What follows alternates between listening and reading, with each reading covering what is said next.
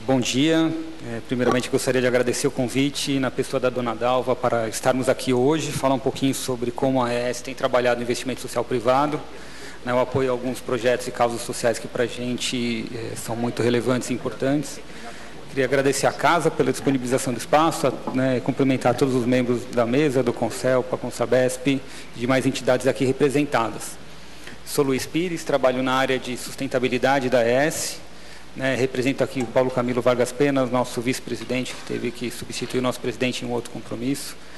E vou falar um pouquinho para vocês sobre investimento social privado, que é basicamente como a gente na AES trabalha o repasse de recursos de uma forma estruturada para atendimento de causas que são importantes e relevantes para a gente. Bom, só para vocês, para contextualizar um pouco quem que é a AES. A AES é uma empresa de uma multinacional do setor de energia, trabalha em 27 países do mundo, são quase 30 mil colaboradores, presente nos 5 continentes, com um negócio na área de distribuição e geração de energia. Por favor, o próximo.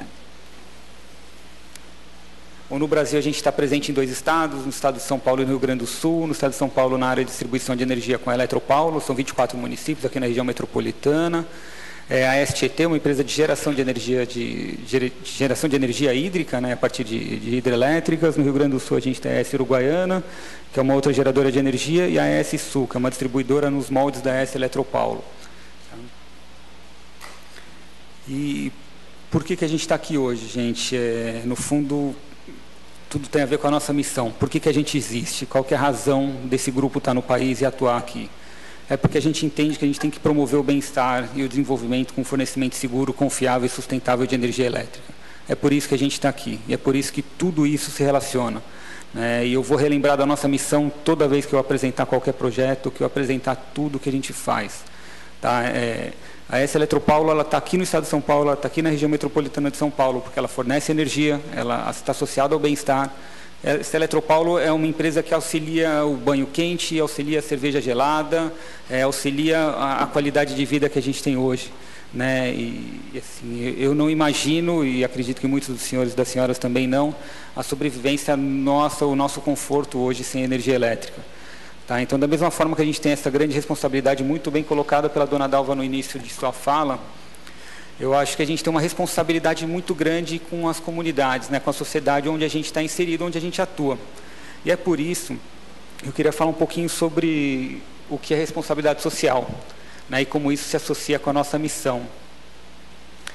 Fazendo um breve apanhado sobre o histórico da responsabilidade social no mundo, a gente está falando de um processo que começou com algumas crises ambientais na década de 60, depois começou-se a entender na década de 70 e na década de 80 qual que é o papel, qual que é a relação das empresas com o ambiente que ela vive, com o ambiente que ela está inserida, então seu relacionamento com a comunidade, alguns acidentes, alguns grandes problemas causados pela falta de responsabilidade das organizações nas suas atividades.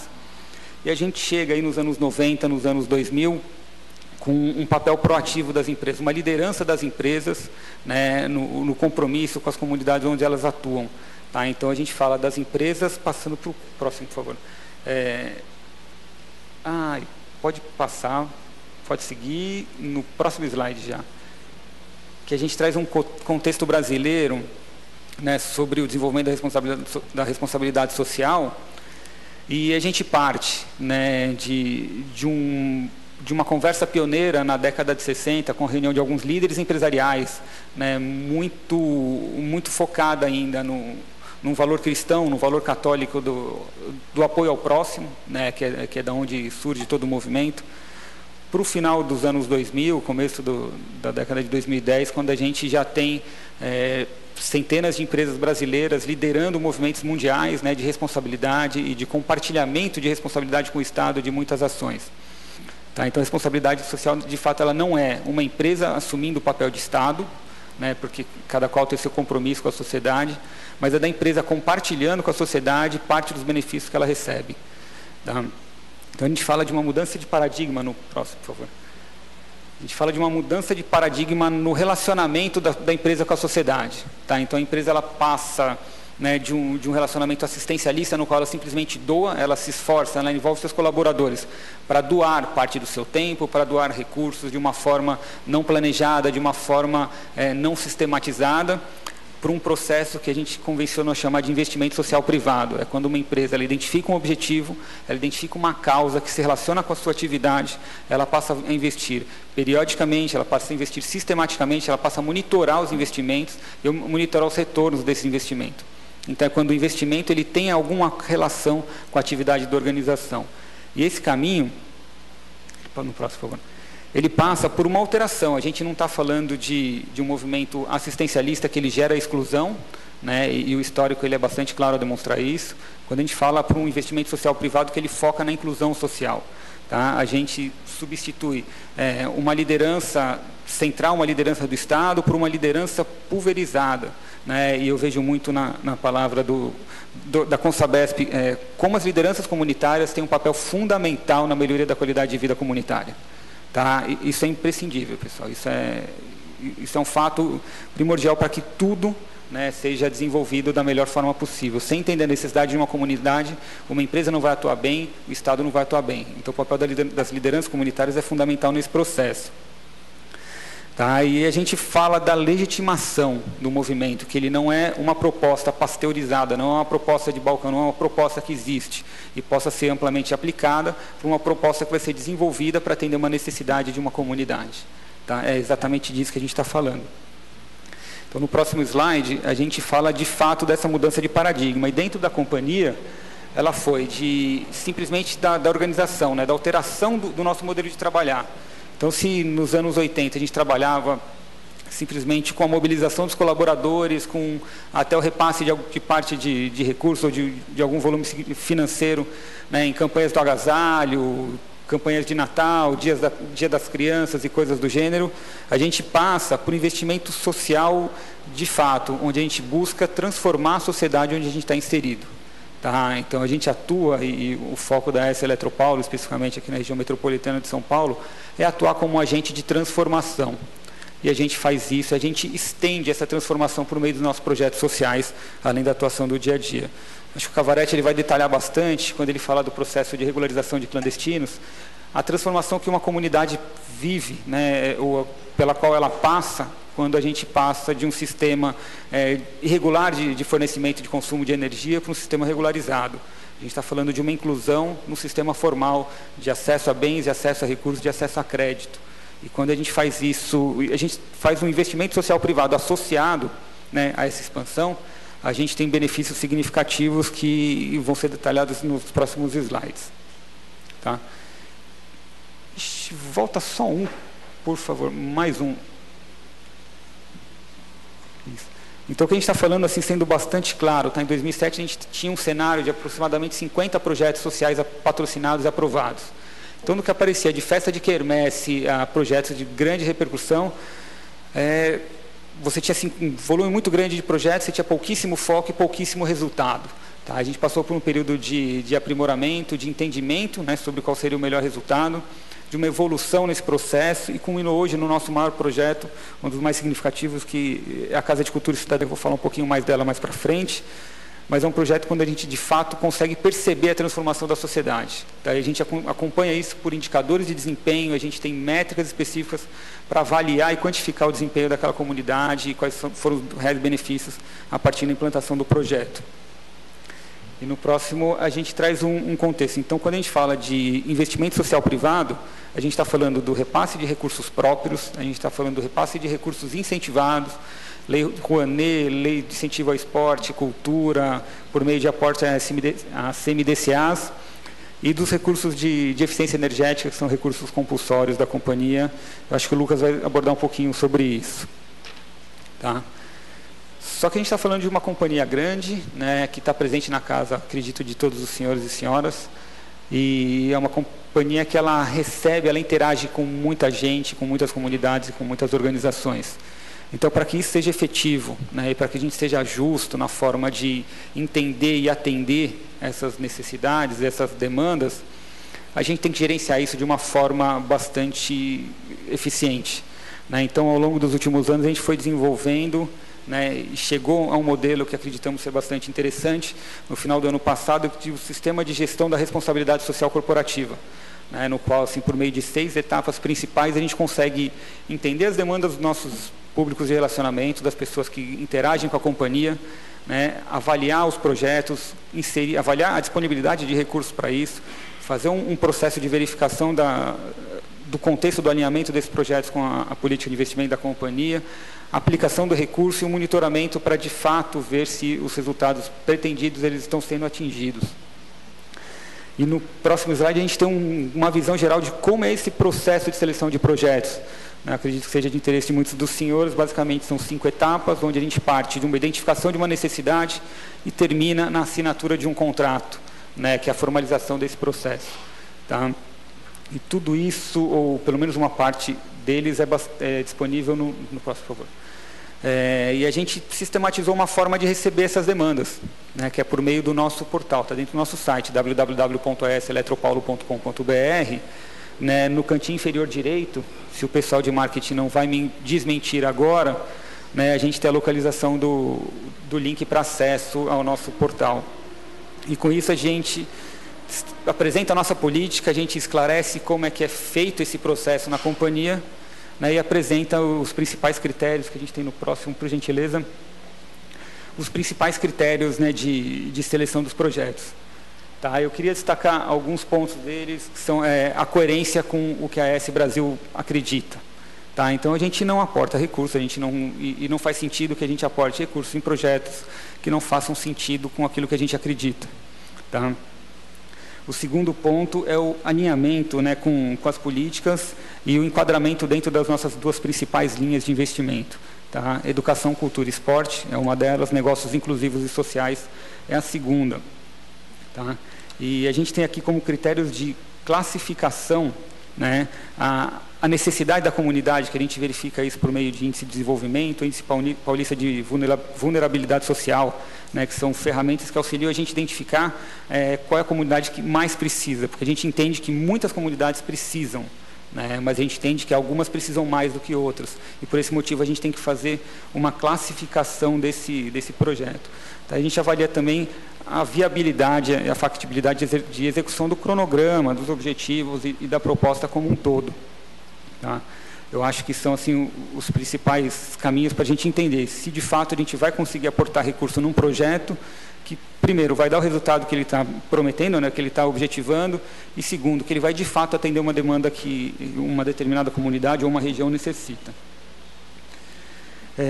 A gente falou um pouquinho agora de responsabilidade social, falou da necessidade de uma mudança no pensamento, falou dos critérios para a seleção dos projetos. Eu queria apresentar agora alguns dos projetos.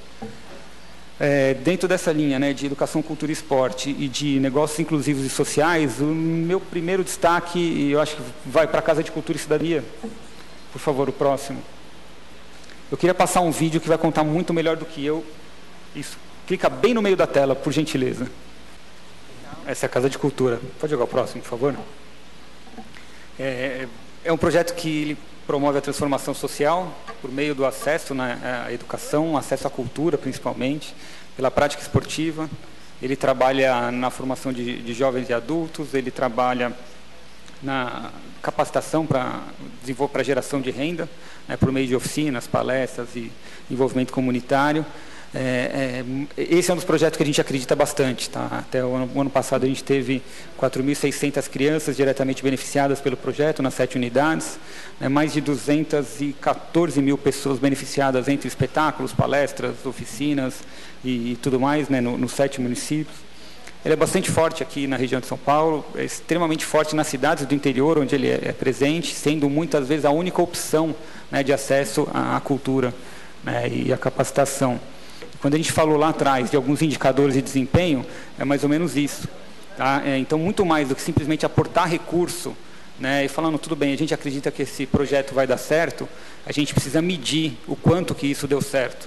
Né? Então, a gente acompanha periodicamente o desempenho escolar das crianças, o relacionamento familiar, né? Então, qual que foi a entrada, qual que é a entrada e qual que é a saída. Então, Se a criança entrou com uma média de nota 7, saiu com uma média de nota 8, o quanto que o projeto contribuiu para isso, né? Qual que é a percepção dos familiares sobre o desempenho dele no colégio, o desempenho ou o relacionamento dele com os irmãos, com os pais e tudo mais. Então, isso para a gente é bastante importante. Queria falar um pouquinho agora de um outro projeto que para nós é muito querido, o ES Eletropaulo nas escolas. Tá? No mesmo esquema, só apertar no meio. Isso. Pode pôr o próximo. Bom, isso é esse Eletropaulo nas escolas, então é uma forma que a gente tem de compartilhar um pouco do conhecimento que existe dentro da companhia sobre consumo adequado, consumo consciente, consumo mais inteligente de energia, né, com as pessoas, principalmente escolas, jovens e crianças, de escolas públicas, escolas estaduais, municipais, né, da nossa área de concessão. Fazendo um resgate breve de números, a gente está falando de quase 200 mil pessoas nos últimos 3 anos, né, por meio do ES Eletropaulo nas escolas. Quando a gente fala para o ES Eletropaulo na comunidade, que é o próximo slide, a gente está falando de quase 600 mil pessoas beneficiadas por um projeto bastante parecido, com foco nas comunidades. A gente tem caminhões que levam conceitos, né, caminhões interativos que levam conceitos sobre consumo seguro e eficiente de energia. Então, é como a gente associa, né, o nosso investimento em benefício da sociedade, nosso investimento social, em questões que estão associadas à nossa atividade, ao nosso dia a dia. A gente distribui energia, a gente gera energia, e eu acho que a ES Eletropaulo e o Grupo ES Brasil como um todo tem uma excelência bastante grande, tem a responsabilidade de compartilhar o conhecimento que tem sobre consumo seguro e consciente de energia com seus públicos de relacionamento. Mas não é só de energia que a gente fala, né? A gente entende que algumas outras causas são bastante importantes e relevantes. E para isso eu queria chamar o vídeo do Luz e Lápis, que é um centro de educação infantil, foi reconhecido ano passado pela Fundação Abrinq, né, e a Eletropaulo foi reconhecida com o prêmio Empresa Amiga da Criança. Esse é o Luz e Lápis, como a gente trabalha com os pequenininhos. E, bom, são 2 unidades em São Paulo, na verdade, 300 crianças atualmente entre 0 e 6 anos de idade. Eu queria passar para o próximo, que, bom, vocês viram, a gente falou um pouquinho de como a gente atua dentro do Luz e Lápis, né, por meio do nosso programa de voluntariado. Então, muito mais do que simplesmente repassar recurso, né, a gente procura se envolver. Tá? Então, o programa de voluntariado da ES ele tem um foco bastante grande no envolvimento dos colaboradores com os nossos principais projetos. Então, muito mais do que abrir, né, o caminho para que os projetos sejam executados, a gente auxilia na prática, tá? É o envolvimento diário. Então, são colaboradores da ES que participam e de coisas como gestão, né, gestão financeira dos projetos, por exemplo. A gente consegue usar um pouco da capacidade interna da companhia, né, para atuar nos projetos e atualizar os modelos de gestão, até o envolvimento direto com participação em aulas, cursos e formação das pessoas. E o que eu queria abordar um pouquinho, acho que é o nosso último projeto, o mais recente pelo menos, que assim, tem tido uma ótima repercussão, que é o Recicle Mais, Pague Menos. Eu acho que esse projeto ele chegou num momento assim, bastante importante, né? Ele vai ter uma conversa, vai ter uma comunicação bastante grande com as comunidades paulistas. Eu vou deixar o César Tralli contar um pouquinho do projeto para vocês. Pode passar o próximo, por favor. O projeto consiste basicamente na troca de resíduos recicláveis por desconto na conta de energia. Como isso funciona? A comunidade, o cliente, ele separa o resíduo, vai até um posto de coleta. Hoje a gente tem 2 e o objetivo é chegar em 10 pontos de coleta até o final de 2014. Ele leva esse resíduo separado, atendendo alguns requisitos, alguns critérios, né, de seleção. Não é todo resíduo, a gente tem uma tabela e todo posto tem uma orientação sobre qual tipo de resíduo, o valor de mercado praticado e tudo mais. Ele entrega esse resíduo é revertido, né, num crédito na sua fatura. Né? E o grande ponto é que se ele tem uma fatura de R$50, ele juntou R$55 em resíduo, ele tem R$5 para o mês seguinte e assim ele vai fazendo sequentemente. Tá? A gente acredita que esse projeto ele vai ser um grande indutor, né? Um grande facilitador do relacionamento das comunidades com o consumo de energia elétrica. Eu tive a oportunidade de conversar com alguns dos colegas. Sólido, né? Resíduos sólidos, não, resíduos sólidos. Tá? São resíduos recicláveis, plástico, papelão, vidro, metal. Né? E eu queria pedir o próximo slide, por gentileza, que é mais ou menos um resumo de como funciona o projeto, né? Então, a pessoa vai até o posto, munido da sua conta de energia, porque ele precisa de um número, né, que identifique para qual é a unidade consumidora, né, que é dessa forma que a gente faz a conversão, né, de resíduo em recurso para o cliente. Isso acontece por meio de um sistema. Isso vai gerando como se fosse um programa de pontos, né? Cada resíduo ele tem um valor e o peso é multiplicado pelo valor do resíduo, e isso vai gerar um crédito para o cliente.